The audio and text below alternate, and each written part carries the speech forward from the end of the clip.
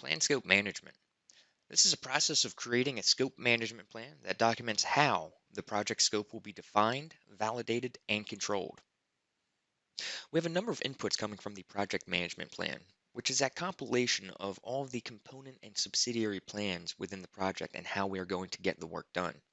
The quality management plan tells us how we are going to ensure that we are building quality into our products or into our deliverables. Now, a very important aspect of this is, well, doing all of that quality work becomes part of our overall project scope, and we have to go ahead and account for that. So it kind of becomes a two-way street.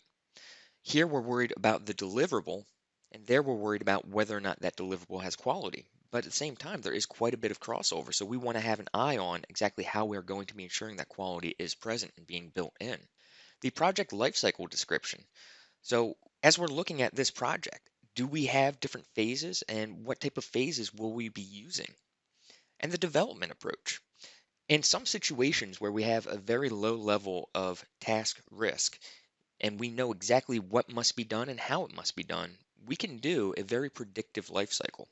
If you were to ask me to repave an asphalt parking lot, I could probably go ahead and plan for every contingency and everything that needs to occur.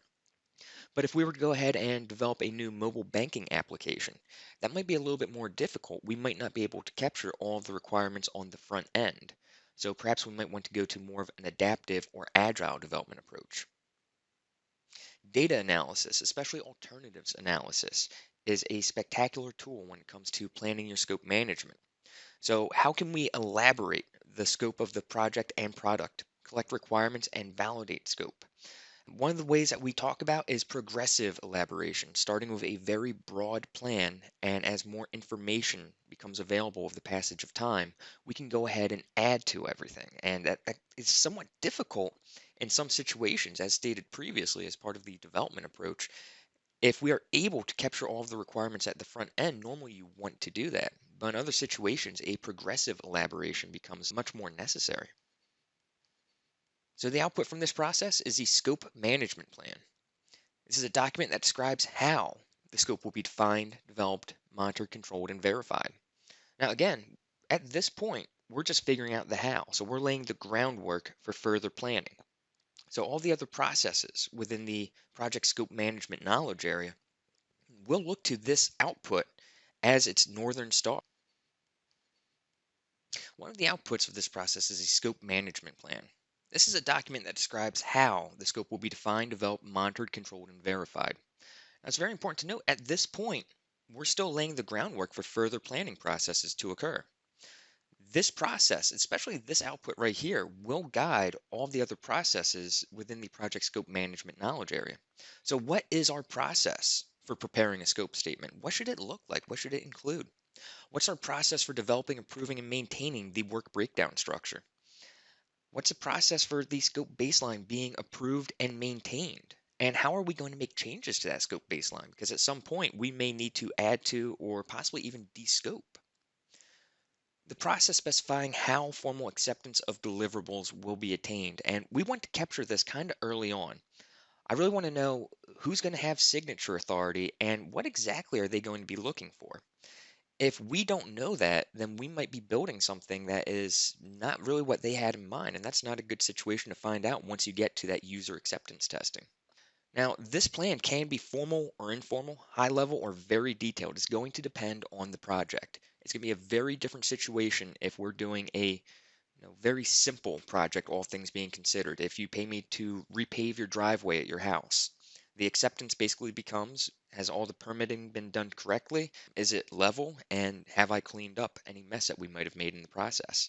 That might be it for the acceptance. But if we're dealing with something like software, where there's a whole lot more ambiguity, if one of my requirements is it has to be fast or it has to be easy to use, well, now it can get a little bit trickier. So we might want to have a much more formal structure here. We may want to have it very detailed, try and give some definition as to what does fast mean and how are we going to test that? What does easy to use mean and how are we going to test that? Another output from this process is the requirements management plan. So again, laying the groundwork for further planning processes. We're just trying to figure out how. How are these requirements going to be planned, tracked, and reported? How are we going to capture these, and how are we going to put them into some type of a register or some type of a document where we can ensure that they are being completed? So configuration management activities, and this is very important. We had spoke previously about the configuration management plan and how it relates to the change management plan. We want to look at how changes will be initiated and with the impacts that these changes will have, because all changes will have second and third order effects. It's going to have unintended consequences, and not just necessarily to the schedule or budget. It could also be to interoperability of other components of the deliverable. So maybe upgrading one piece of software will make another piece shut down, or maybe changing the operating system means that legacy software will no longer operate the way that we want it to. And we need to look at the authorization level to approve changes. Now, with these changes, we're kind of looking specifically at requirements within the project. So we're not looking at massively sweeping through everything else, like maybe making changes to a procurement activity.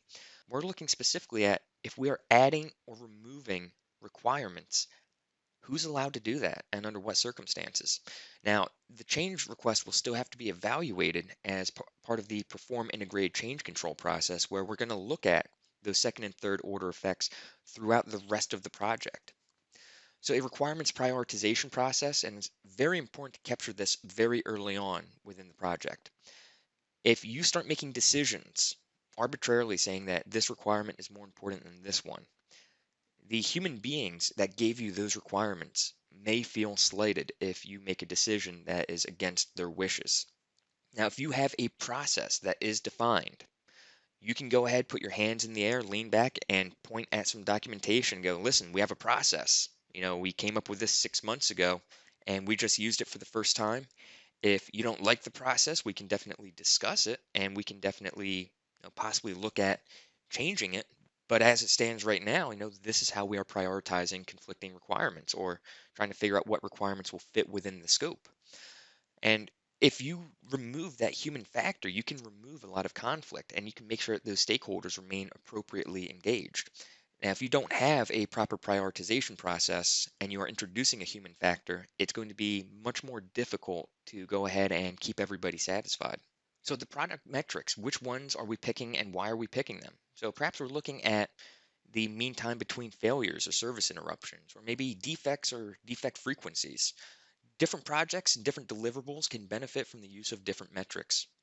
And what type of attributes should we capture on the requirements traceability matrix, which we'll be seeing in some of the upcoming processes here? All we're doing is laying out the groundwork, building what the template should look like. So that way, when it is time to create that requirements traceability matrix, we know how to do it. So plan scope management is the process that we just discussed. A quick learning assessment. Describe the purpose of this process in your own words. The purpose is to chart a path for the development and maintenance of the project's scope. What are some things a scope management plan and requirements management plan might include? So, scope management plan will include things like how we will prepare the scope statement and the work breakdown structure, how we will go about getting formal approval for deliverables, how we'll go about requesting and obtaining changes to the scope baseline. The requirements management plan will contain things like how to prioritize and track requirements. What types of product metrics should we choose and why are we choosing them? And which attributes do we want to capture on the traceability matrix? What are some of the enterprise environmental factors and organizational process assets that play into this process? So for EEFs, it could include your organizational culture or structure, personnel administration, marketplace conditions. For OPAs, it could be a scope management plan or policy that you have within that corporate knowledge base, or maybe lessons learned from a past similar project.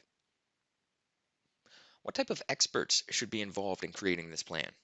Anyone with expertise or knowledge in the development of scope management plans can provide expert insight. So think about your project management office if you have one. In what ways will we use these plans going forward? We'll use these plans to verify any action for scope or requirements changes, confirming how the scope will be accepted, and as a common basis for understanding how to manage project and product scope, as well as assisting in managing stakeholder expectations. What primary type of risk will these plans help reduce? The risk of scope creep.